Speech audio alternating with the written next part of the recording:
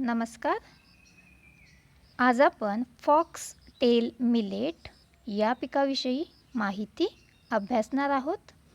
या आधीच्या लेक्चरमध्ये आपण फिंगर मिलेट आणि प्रोसो मिलेट या पिकाविषयी माहिती अभ्यासलेली होती. आजचं जे पीक आहे फॉक्स टेल मिलेट, तर ते सुद्धा मिलेट या प्रवर्गातील आहे आणि हे जे पीक आहे याला लोकल भाषेमध्ये किंवा लोकल जे नेम आहे ते आहे राळा कानगुनी किंवा इटालियन मिलेट असं सुद्धा याला म्हटलं जाते. हे पीक ग्लुटेन फ्री असून यामध्ये मोठ्या प्रमाणामध्ये अँटीऑक्सिडंट आहेत. याचं बॉटॅनिकल नेम बघूया आपण. सेटारिया इटालिका हे या पिकाचं बॉटॅनिकल नेम आहे. स्पेलिंग बघा, SETARIA सेटारिया इटालिका, ITALICA सेटारिया इटालिका. इथे सुद्धा आपण बॉटॅनिकल नेमला अंडरलाईन करणे गरजेचे आहे. यानंतर आपण बघूया फॅमिली आहे ग्रॅमिनी आणि ओरिजिन आहे चायना किंवा सेंट्रल एशिया. तर आत्तापर्यंत या टॉपिकमधील आपण जेवढे पीक अभ्यासलेले आहेत त्यामधील सर्व पिकांची फॅमिली ही ग्रॅमिनी आहे. हे इथे आपण लक्षात ठेवलं पाहिजे. ती सर्व पिकाला कॉमन आहे. तर परत आपण एकदा याचं बॉटॅनिकल नेम बघूया. सेटारिया इटॅलिका, स्पेलिंग SETARIA सेटारिया इटॅलिका, ITALICA सेटारिया इटॅलिका. ओरिजिन आहे चायना किंवा सेंट्रल एशिया. तर या पिकाला फॉक्स टेल मिलेट असं का म्हटलं जातं, तर याचे जे इयर हेड्स आहेत ते इयर हेड्स हे फॉक्स या म्हणजेच कोल्हा या प्राण्याच्या शेपटीसारखे आपल्याला दिसतात. त्यामुळेच याचं नाव हे फॉक्स टेल मिलेट असं आपल्याला म्हणता येईल. यानंतर आपण बघूया economic uses. Grain is dehusked, cooked and eaten as a rice. म्हणजेच याचे जे ग्रेन्स आहेत ते डिहस्क्ड म्हणजे रिमूव्हल ऑफ हस्क.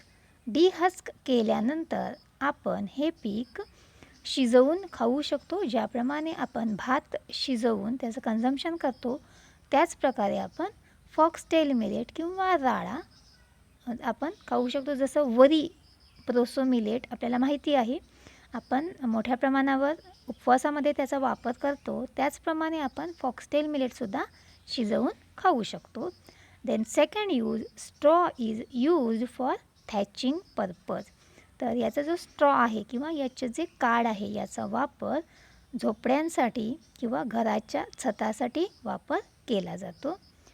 नंतर आपण बघूया इकॉलॉजीमध्ये आपण सुरुवातीला बघूया क्लायमेट. राळा can be grown in very climatic condition throughout the year. तर राळा हे जे पीक आहे ते वेगवेगळ्या क्लायमॅटिक कंडिशनमध्ये आपण वर्षभर घेऊ शकतो. याला स्पेसिफिक असं क्लायमेट रिक्वायरमेंटची गरज लागत नाही. Then the annual rainfall requirement is near about 500 to 750 millimetre.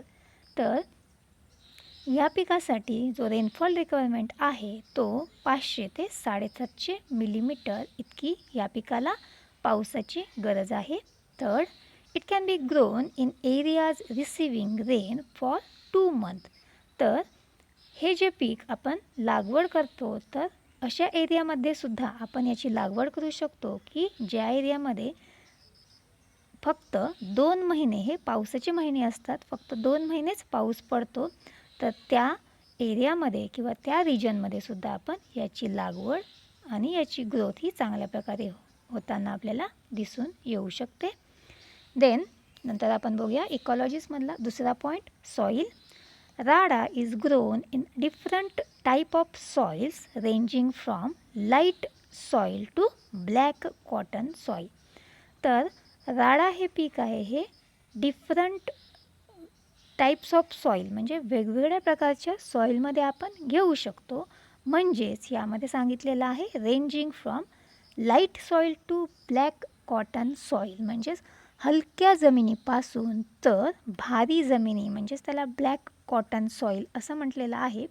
तर या जमिनीमध्ये सुद्धा आपण घेऊ शकतो, म्हणजे यामध्ये रेंज दिलेली आहे. तर हलक्या जमिनी, त्यामध्ये मध्यम जमिनी आणि ब्लॅक कॉटन सॉईल म्हणजे भारी जमिनी, या सर्व प्रकारच्या जमिनीमध्ये आपण हे पीक घेऊ शकतो. Then second, but red loam soil is most suitable for this crop. तर यामध्ये म्हटलेलं आहे बघा, रेड लोम म्हणजेच ही जी लाल माती आहे ती पोयटायुक्त आहे, त्या जमिनीमध्ये सुद्धा आपण हे पीक घेऊ शकतो, रेड लोम सॉईल. आता यामध्ये सॉईलमध्ये दोन वरच्या पहिल्या पॉईंट्समध्ये बघा काय लक्षात ठेवणं गरजेचं आहे, light soil to black cotton soil and red loam soil is most suitable, म्हणजेच रेड लोम सॉईल ही जास्त उपयुक्त आहे या पिकाच्या लागवडीसाठी. यानंतर आपण बघूया व्हरायटीज. यामध्ये चित्रा, अर्जुना, SIC-3, SIA-326, MS-182-D. तर यामध्ये ज्या व्हरायटी आहेत त्यातल्या ज्या सोप्या आपल्याला वाटतात, लक्षात ठेवायला इझी आहेत, त्या आपण लक्षात ठेवू शकतो. जसं चित्रा आहे, अर्जुना आहे, तर ह्या आपल्याला इझिली लक्षात राहू शकतात. त्याचबरोबर MS-182-D, MS म्हणजे महाराष्ट्र, यावरून आपण लक्षात ठेवू शकतो. देन आपण बघूया नंतर कल्चरल मेथड. यामध्ये प्रिपरेशन ऑफ लँड किंवा प्रिपरेटरी टिलेज. डेफिनेशन बघा, operations are carried out before sowing of the crop, that is called as preparatory tillage or preparation of land. First, the land is plowed immediately after the harvest of previous crop.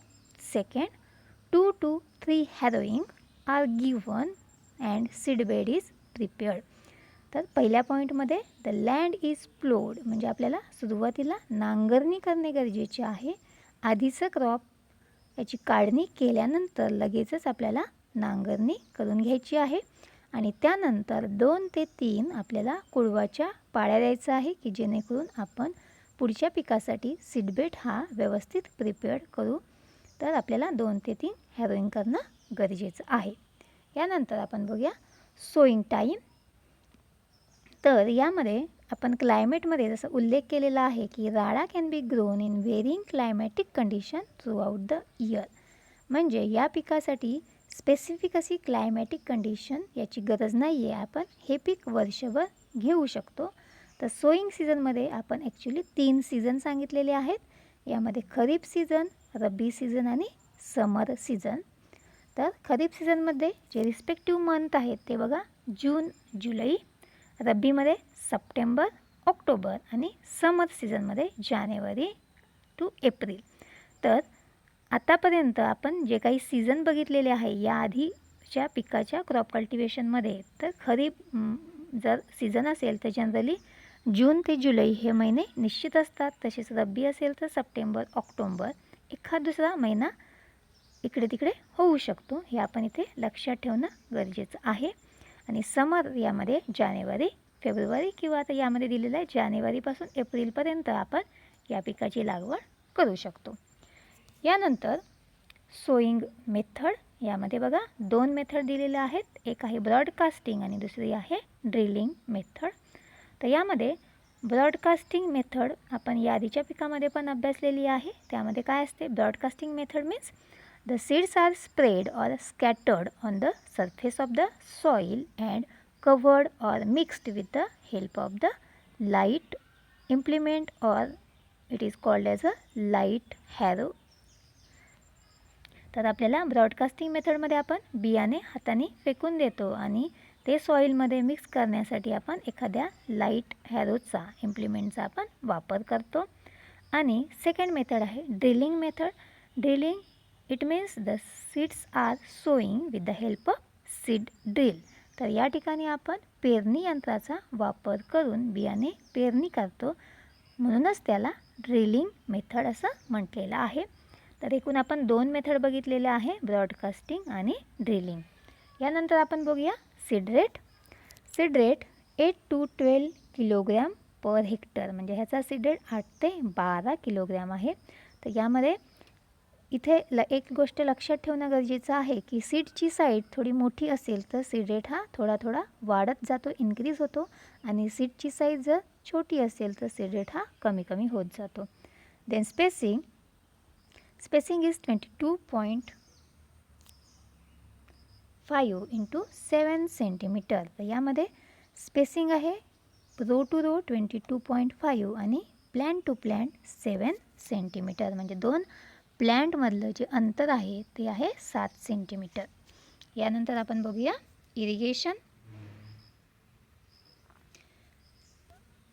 यामध्ये आपण बघूया inter cultivation. तर inter cultivation काय, तर operations which are carried out in standing crop, म्हणजे त्याला काय म्हणणार, इंटर कल्टिवेशन. तर यामध्ये it includes 2 hoeing are given at 3 weeks interval. तर यामध्ये आपल्याला 2 होईंग करणं गरजेचं आहे, म्हणजेच 2 कोळपणी करणं गरजेचं आहे, आणि त्या कोळपणी करत असताना 3 आठवड्याचं अंतर आपल्याला यामध्ये ठेवणं आवश्यक आहे. यानंतर आपण बघूया मॅन्युरिंग.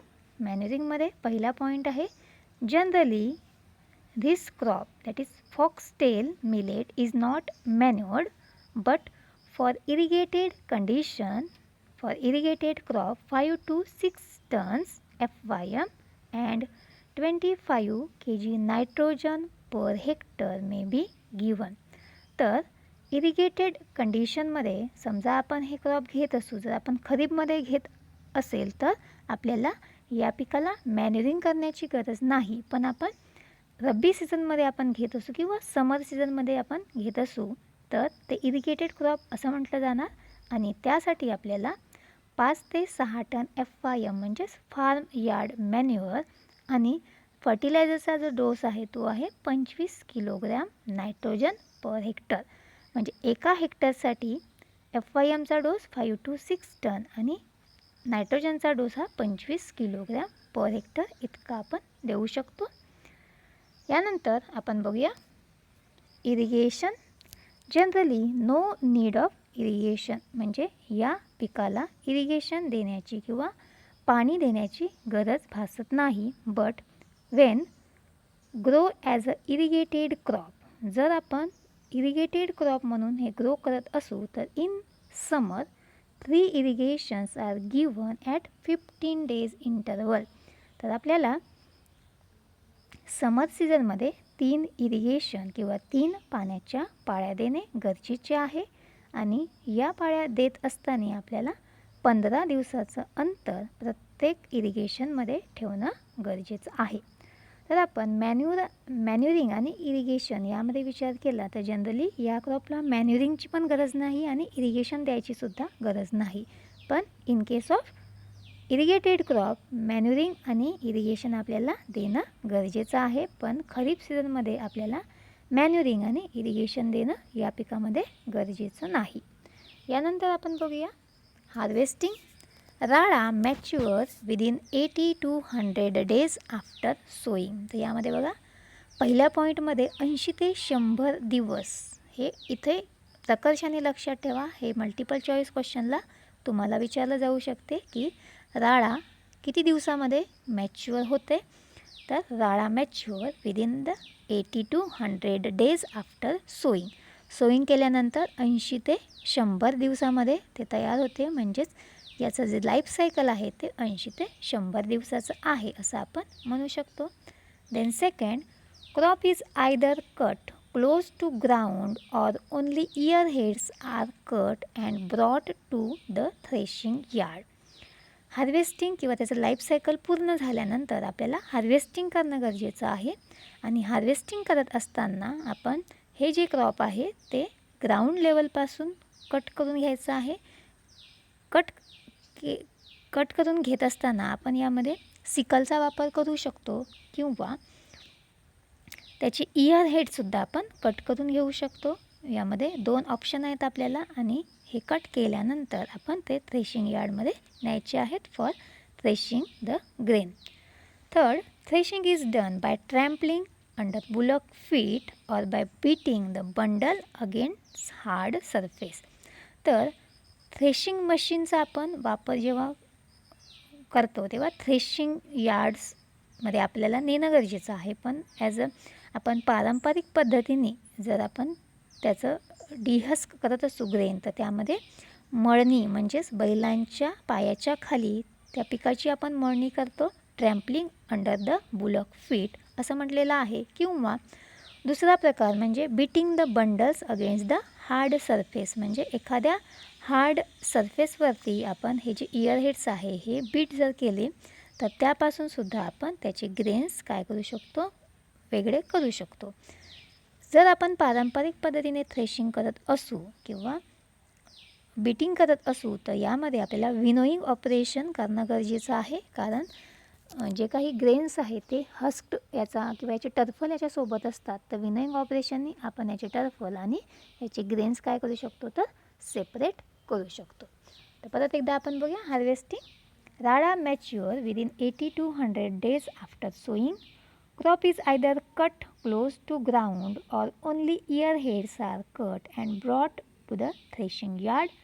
Threshing is done by trampling under the bullock feet or by beating the bundles against hard surface. Grain is cleaned by winnowing. यानंतर आपण बघूया यील्ड. यील्डमध्ये बघा average yield of foxtail is in case of rainfed crop 10 to 11 quintal per hectare, म्हणजे यामध्ये 10 ते 11 quintal एका हेक्टरसाठी आपल्याला यापासून यील्ड मिळू शकते. आणि in case of irrigated crop 15 to 16 quintal per hectare. आपल्याला इरिगेटेड क्रॉप असेल तर थोडं जास्त यील्ड मिळणार आहे, ते आहे 15 ते 16 क्विंटल पर हेक्टर. एका हेक्टरला 15 ते 16. देन इम्पॉर्टंट पेस्ट हेरी कॅटरपिलर अँड ग्रास हॉपर. हेरी कॅटरपिलर म्हणजे केसाळ अळी आपण असं म्हणू शकतो, आणि ग्रास हॉपर हे दोन इम्पॉर्टंट पेस्ट या पिकावरती आपल्याला बघायला मिळतात. आणि जर डिसीजचा विचार केला तर यामध्ये ग्रीन इयर अँड स्मट हे दोन डिसीज आपल्याला या पिकावरती आढळून येतात. पेस्टमध्ये हेरी कॅटरपिलर अँड ग्रास हॉपर आणि डिसीजमध्ये green ear and smut disease. तर या ठिकाणी आपलं हे क्रॉप पूर्ण झालेलं आहे, फॉक्स टेल मिलेट. तर यामध्येच आपण दुसरं एक क्रॉप आहे आपलं कोडो मिलेट, याबद्दल माहिती बघणार आहोत. यामध्ये बघा कोडो मिलेट, याचं जे लोकल नेम आहे ते आपण बघूया. कोडरा किंवा कुटक असं याला म्हटलं जाते. कोडरा जरी आपण लक्षात ठेवलं तरी आपल्याला तिथं गरजेचं आहे कोडरा लक्षात ठेवणं. त्यानंतर फॅमिली आपण बघूया. याचीसुद्धा फॅमिली ग्रॅमिनी आहे. Botanical name Paspalum scrobiculatum. यामध्ये बघा बॉटॅनिकल नेम थोडं मोठं आहे, आपण स्पेलिंग बघूया त्याची. PASPALUM पॉस्पॅलम आणि स्कॉर्बिक्युलॅटम म्हणजे SCROBICUTATUM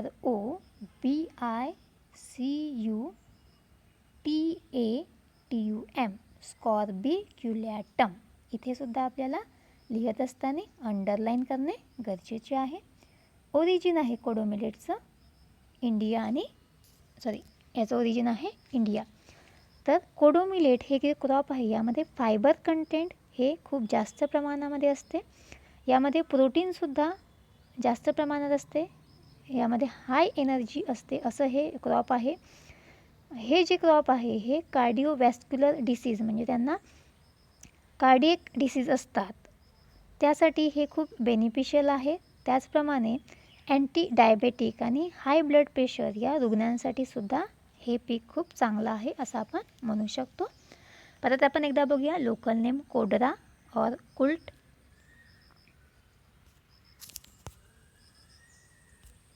यानंतर त्याची बॉटॅनिकल नेम आहे पॅस्पॅलम स्कॉर्बिक्युलॅटम, फॅमिली ग्रॅमिनी आणि ओरिजिन आहे India.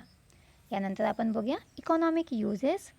Immature grains and husk is poisonous, so not used for eating. यामध्ये जर ह्याचे ग्रेन्स इमॅच्युअर असतील आणि याचा हस्कसुद्धा इमॅच्युअर असेल तर हे पॉयझनस आहेत. आपण या दरम्यान हे ईटिंग पर्पजसाठी सुटेबल नाही. But the mature grains are stored for some time and then dehusked and use for eating. तर मॅच्युअर झाल्यानंतर ह्याचे ग्रेन काही कालावधीसाठी स्टोअर करणे किंवा साठवून ठेवणे गरजेचे आहे आणि त्यानंतर ते ग्रेन सेपरेट करून किंवा डिहस्क्ड करून ते आपण इटिंग पर्पजसाठी त्याचा वापर करू शकतो. Then third, straw is used for thatching purpose or for making FYM or compost. तर हे जे काही स्ट्रॉ आहे तर ह्या स्ट्रॉचा उपयोग थॅचिंग पर्पजसाठी म्हणजे छतासाठी रूफ म्हणून करू शकतो. त्याचबरोबर फॉर मेकिंग FYM आणि कंपोस्ट. तर FYM तसंच कंपोस्ट तयार करण्यासाठी सुद्धा याचा वापर केला जाऊ शकतो. हे बघितले आपण इकॉनॉमिक युजेस. यानंतर आपण बघूया इकॉलॉजी. इकॉलॉजीमध्ये पहिला point climate. It is a tropical crop. Then it is a drought resistant crop. तर हे ट्रॉपिकल क्रॉप आहे, उष्णकटिबंधीय पीक आहे. आणि दुसरा पॉईंट आहे it is a drought resistant crop म्हणजे हे दुष्काळी पीक आहे किंवा कमी पावसाच्या प्रदेशामध्ये सुद्धा आपण हे पीक घेऊ शकतो. त्यानंतर सॉईल आहे. It is a Hardy crop grown in a very poor soil. हे हार्डी क्रॉप आहे, टणक आहे असं आपण म्हणू शकतो. आणि हे पुअर सॉईल म्हणजे ज्या जमिनीची उत्पादन क्षमता कमी आहे अशा जमिनीमध्ये सुद्धा आपण हे पीक घेऊ शकतो. आपण ज्या जमिनीची उपजत क्षमता कमी आहे असं म्हणू शकतो की जी खडकाळ जमीन आहे किंवा ज्या ठिकाणी पीक घेतल्यानंतर फार त्याचं कमी उत्पादन येते अशा प्रकारच्या जमिनीमध्ये सुद्धा आपण कोडो मिलेट हे पीक घेऊ शकतो. Than it can be grown in alkaline soil. तर हे पीक अल्कलाईन सॉईलमध्ये सुद्धा आपण घेऊ शकतो. जसं pH रेंज ही 7.5च्या पुढे जर असेल 7 तर ती अल्कलाईन सॉईल आहे असं आपण म्हणू शकतो. तर त्या सॉईलमध्ये सुद्धा आपण हे पीक चांगल्या प्रकारे घेऊ शकतो. देन व्हरायटीजमध्ये न्यूसा, then IPS-151, then MPPLRI, then PSC-1. तर ह्या व्हरायटी आहे न्यूसा, IPS-151, MPPLRI आणि PSC-1. ह्या व्हरायटी आपण लक्षात ठेवू शकतो. नंतर आपण बघूया कल्चरल मेथड. यामध्ये preparation of land is ploughed once and harrowed 2 to 3 time. आपल्याला या पिकाची लागवड करत असताना एकदाच लँड प्लोड करून घ्यायची आहे किंवा नांगरणी करून घ्यायची आहे आणि त्यानंतर 2 ते 3 वेळा आपल्याला हॅरोईंग म्हणजेच कुडवणी करून घेणे गरजेचे आहे. यानंतर आपण बघूया सोईंग टाईम. सोईंग टाईम या पिकाचा आहे जून ते जुलै म्हणजेच खरीप सीझन असं आपण म्हणू शकतो. यानंतर सोईंग मेथड. यामध्ये 2 मेथड दिलेले आहे बघा. पहिली आहे ब्रॉडकास्टिंग मेथड आणि दुसरी आहे ड्रिलिंग मेथड. तर यामध्ये ब्रॉडकास्टिंग ही एक मेथड आहे. Seeds are spread on the surface of the soil and covered with light implement. And second method is drilling method. Seed is sown with the help of seed drill. यानंतर आपण बघूया seed rate. Seed rate हा आहे 20 ते 25 kilogram per hectare. ते आधीच्या पिकामध्ये बघा आपण काय बघितलं, फॉक्सटेल मिलेटचा सीड रेट आपण बघितला होता जवळपास 8 ते 12 किलोग्रॅम पर हेक्टर. तर त्यामाने याचा जो सीड रेट आहे तो जास्त आहे. याचे सीड्स थोडे मोठे असल्यामुळे याचा सीड रेट हा 20 ते 25 किलोग्रॅम पर हेक्टर इतका आपण सांगू शकतो. यानंतर स्पेसिंग सेम आहे फॉक्सटेल मिलेट आणि कोडो मिलेटमध्ये 22.5 × 7 सेंटीमीटर. म्हणजेच 2 ओळीमधील अंतर, 2 रोमधील अंतर हे 22.5 आणि 2 रोपामधील अंतर हे 7 सेंटीमीटर इतकं आपण सांगू शकतो. यानंतर inter cultivation 2 to 3 hoeings are given at 20 days interval. म्हणजे 2 ते 3 होईंग, 2 ते 3 कोळपणे आपल्याला करणं गरजेचं आहे आणि त्या करत असताना 20 दिवसाचं अंतर आपल्याला 2 ते 3 कोळपण्यामध्ये ठेवणं गरजेचं आहे. म्हणजे प्रत्येक कोळपणीमध्ये 20 दिवसाचं अंतर आपण ठेवू शकतो. देन इरिगेशनमध्ये जनरली नॉट इरिगेटेड म्हणजे आपण इरिगेट या पिकाला करणं गरजेचं नाही. त्याचबरोबर मॅन्युरिंगसुद्धा आपल्याला या पिकाला करायची गरज भासत नाही. यानंतर आपण बघूया harvesting. Kodo crop mature within 6 month after sowing. म्हणजे 6 महिन्याचं हे पीक आहे. जवळपास जास्त कालावधी आहे. समजा आपण 6 महिने झाले तर दिवस किती होणार? 180 दिवसाचं हे पीक आहे असं आपण म्हणू शकतो. And second, plants are cut close to the ground and brought to the threshing yard. After complete drying, threshing is done by trampling under the feet of bullock. आपल्याला याची हार्वेस्टिंग करत असताना सेम प्रोसिजर फॉक्सटेल मिलेटसारखी आहे. आपण जे plant आहे ते ground लेवलपासून आपल्याला कट करून घ्यायचं आहे आणि त्यापासून थ्रेशिंग करून घ्यायचं आहे. किंवा आपण पारंपरिक पद्धतीने त्याची मळणी करू शकतो. Threshing is done by trampling under the feet of bullocks and grain is clean by winnowing. यानंतर आपल्याला विनोईंग ऑपरेशन करणे गरजेचे आहे. यानंतर आपण बघूया यील्ड. आता यील्डमध्ये ॲव्हरेज यील्ड असेल तर for grain purpose 4 to 6 quintal per hectare yield आहे ग्रेन पर्पजसाठी. आणि स्ट्रॉ पर्पजसाठी असेल तर 15 क्विंटल पर हेक्टर. म्हणजे ग्रेन पर्पजचं जे यील्ड आहे ते कमी आहे आणि स्ट्रॉ पर्पज याचं जे यील्ड आहे ते थोडं जास्त आहे, 15 क्विंटल पर हेक्टर. यानंतर plant protection. Kodo crop does not suffer from the attack of paste and disease. म्हणजे या क्रॉपवरती आपल्याला कुठल्याही प्रकारचे पेस्ट आणि डिसीज आढळून येत नाही. तर इथे आपलं कोडो मिलेट हे क्रॉप पूर्ण झालेलं आहे आणि इथेच आपला पहिला टॉपिक हा सिरियल क्रॉप हा इथं पूर्ण झालेला आहे. या टॉपिकमध्ये आपण एकूण 8 पिकांचा अभ्यास केलेला आहे. यामध्ये परत आपण कोणकोणते पीक अभ्यासलेले आहेत ते बघूया. पॅडी म्हणजेच राईस हे पीक अभ्यासलेलं होतं. यानंतर सोरगम म्हणजेच ज्वारी, त्यानंतर बाजरी, त्यानंतर मेज म्हणजेच मका, नंतर फिंगर मिलेट म्हणजे नाचणी असं आपण म्हणतो त्याला, प्रोसो मिलेट म्हणजे वरी, त्यानंतर फॉक्सटेल मिलेट. फॉक्सटेल मिलेटचं जे कॉमन नेम आहे ते आपण काय बघितलं आहे तर राळा बघितलेला आहे. आणि शेवटचा क्रॉप आहे कोडो मिलेट, त्याला कोडरा असं म्हटलेलं आहे. तर इथे या सर्व पिकांचे बॉटॅनिकल नेम, फॅमिली आणि ओरिजिन तुम्हाला पाठ असणे आवश्यक आहे. त्यामध्ये सुद्धा तुम्हाला मुख्यत्वे बॉटॅनिकल नेम आणि ओरिजिन लक्षात ठेवणे गरजेचे आहे, कारण हे सिरियल्स क्रॉप आहेत सगळे. आणि यामध्ये सिरियल क्रॉपच्या सर्व क्रॉपच्या ज्या फॅमिली आहेत ती फॅमिली काय असणार आहे तर ग्रॅमिनी फॅमिली असणार आहे. त्यामुळे या 8 क्रॉपमध्ये या 8 क्रॉपचे बॉटॅनिकल नेम आणि ओरिजिन हे तुम्हाला इथे लक्षात ठेवावं लागेल, त्याचा वारंवार सराव करावा लागेल.